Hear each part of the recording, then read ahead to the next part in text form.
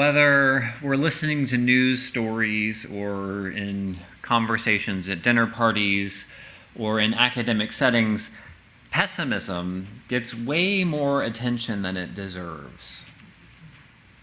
Perhaps we're attracted to the sensationalism of bad news, or perhaps we mistake dire predictions as more intellectually rigorous or real. There's a sense that they're hard-hitting truths. But I want to offer some hard-hitting, raw truths today as well. Today we are likely living in the most peaceable era of our species' existence. Rates of violent conflict have substantially decreased, and there's reason to believe that we are at an all-time low.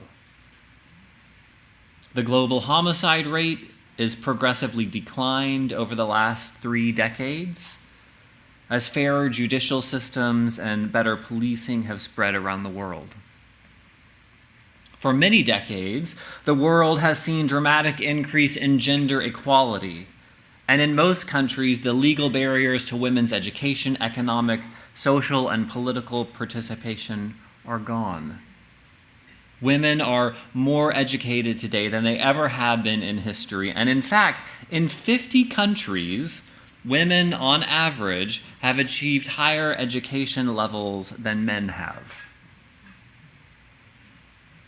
Around the world, health achievement in the last 50 years has been remarkable.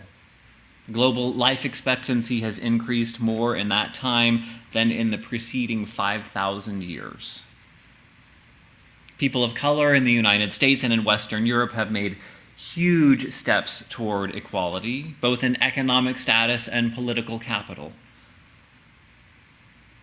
The deep problems of racism are finally being brought to the world's attention because, in part, there are many more people of color able to amplify the demands of racial justice from the power that they have achieved. Now, don't get me wrong, our world is far from perfect. There is still a long way to go in any of those metrics. I just learned this week that the UN warns that at the current rate, it will take about 100 years for gender equality to emerge around the globe. And last month, I shared with you a litany of statistics about racial inequality.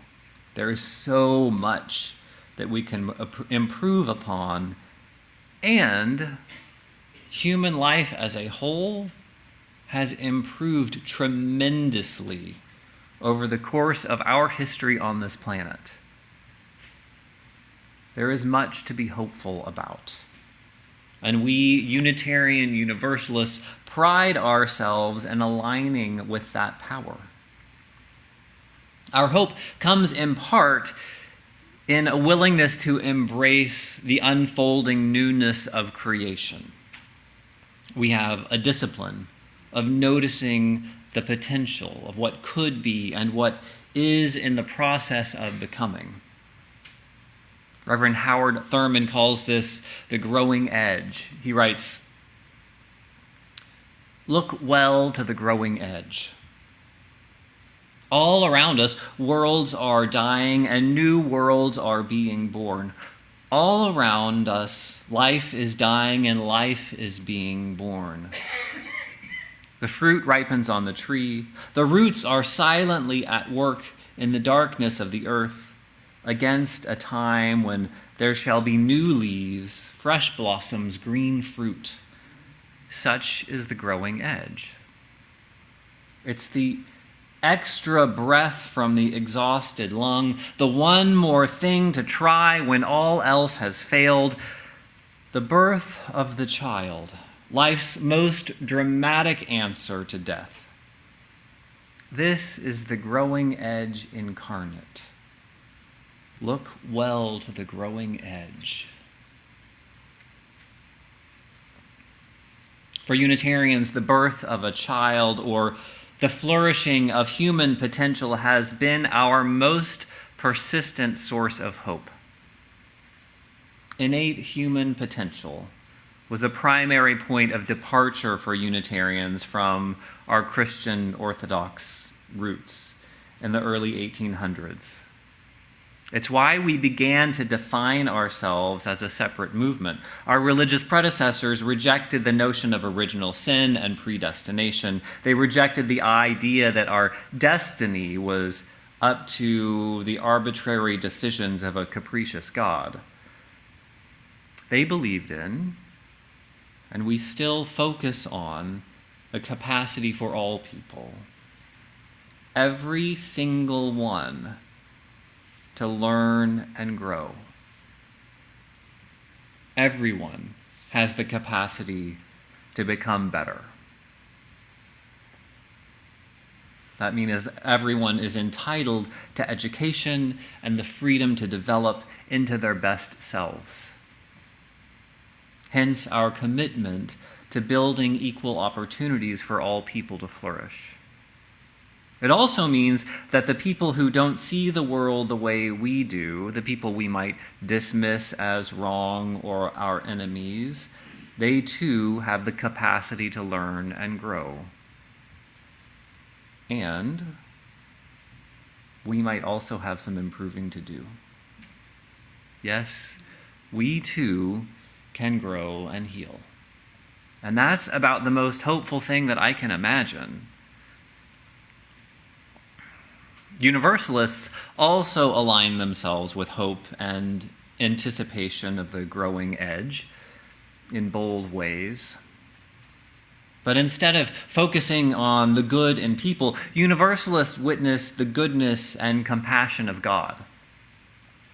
For the early Universalists, this meant that they came to believe that a loving God wouldn't arbitrarily condemn people to eternal punishment, not because people were so good, but because certainly God must be more compassionate than that.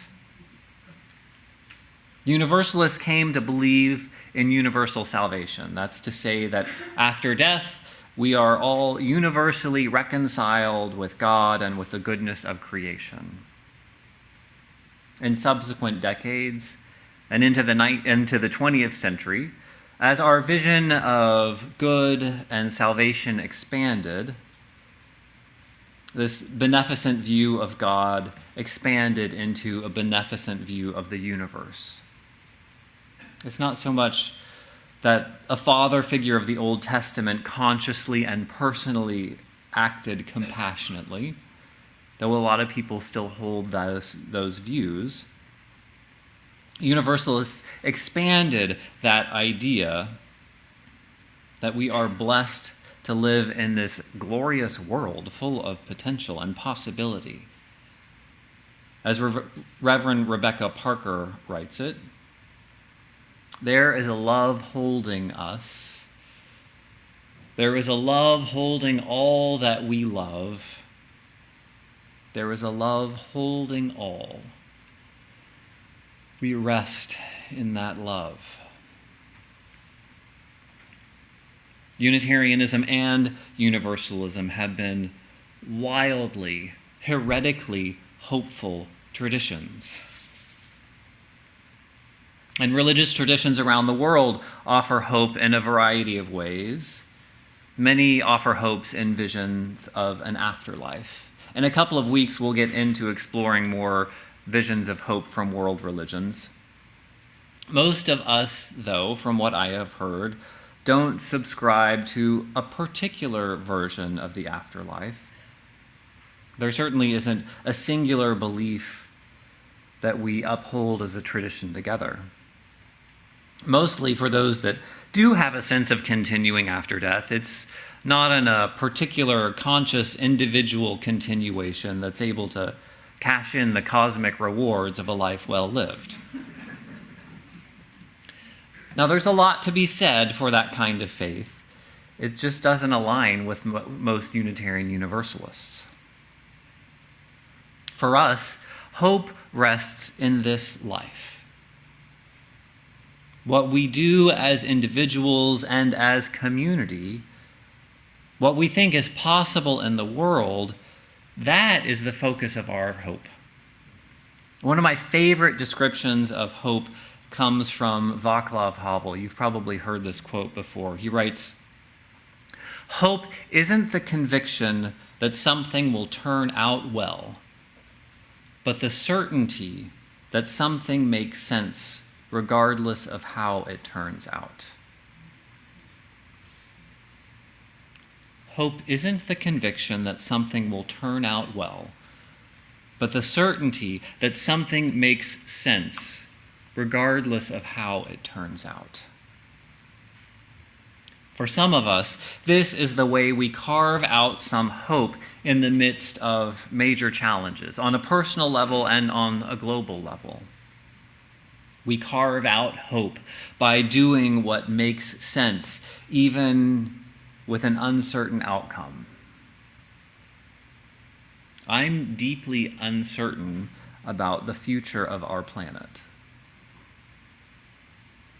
I can easily remind myself that things are getting better for our human species, but the forecast for the well-being of other species and the interdependent web feels a little less certain to me.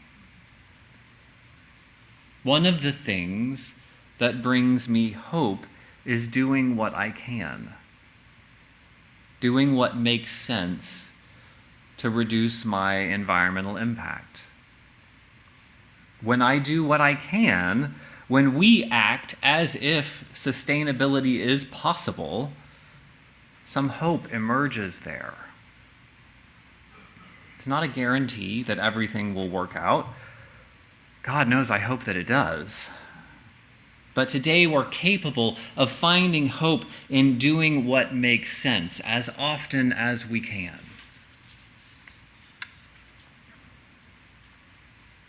As Adlai Stevens said about Eleanor Roosevelt just after she died, she would rather light candles than curse the darkness. We carve out hope through our actions when what we do makes sense. The final aspect of hope for Unitarian Universalists that I want to lift up is perhaps the easiest one to practice in our daily lives, and that's gratitude. Finding gratitude is probably the most direct path to hope that I know of. For centuries, Unitarians and Universalists have been practicing gratitude, both for human thriving and for the beautiful world that we inherit. That gratitude shows up for us in a particular way through the transcendentalists and the clergy that they inspired. How many of you know the name Thomas Starr King? Okay, a good chunk of hands. There are a few different reasons to know the name. In the mid-1800s, he had profound influence on the United States. Perhaps most famously, during the Civil War, Starr King spoke all up and down California in favor of supporting the Union and sticking with them. In fact, Abraham Lincoln credited Thomas Starr King with preserving California's relationship with the Union. More than just keeping our great state on the right side of history, that also kept California's precious resources, keeping the United States together and defeating Southern slavery. He also organized the Pacific branch of the United States Sanitary Commission. He was a relentless speaker who raised unbelievable amounts of money for that effort. But here at Tapestry, you may know him as the Reverend Thomas Starr King, first as a Unitarian and then as a Universalist minister. You probably don't know that in that role, he was one of America's early and very influential nature writers and preservationists. During his days in Boston, Thomas Starr King vacationed in the White Mountains near New Hampshire. In 1859, he published a book about that area called The White Hills, Their Legends, Landscape, and Poetry. Like his intellectual hero, Ralph Waldo Emerson, King believed that it was necessary for humans to connect with nature and with the challenges of oppressed people to really grasp the power of the sacred in the world. These things couldn't be taught by institutions or in books. They had to be experienced. So in this book, Starr King writes, "The world, as the Almighty has made it, is not such a world as a monk, a mystic, a broker, or a Calvinist would have made it. They would have left out the pomp of sunsets and the glory of dawns, the delicious tints and harmonic hues of flowers and meadows, the grace of movements, the witcheries which moonlight works, the spiritual fascination which the gleam of stars produces. The broker would say it's a useless waste of heavenly chemistry and would have gone for the cheapest furnishings. The Calvinist would have robed the earth and hung the heavens in black and gray. But God thinks differently. God's universe is not only an algebra for mathematicians and a sermon for theologians, but also and equally a poem for the taste and heart of humanity. And I cannot interpret beauty in any other way than as one evidence and a splendid revelation of God's love."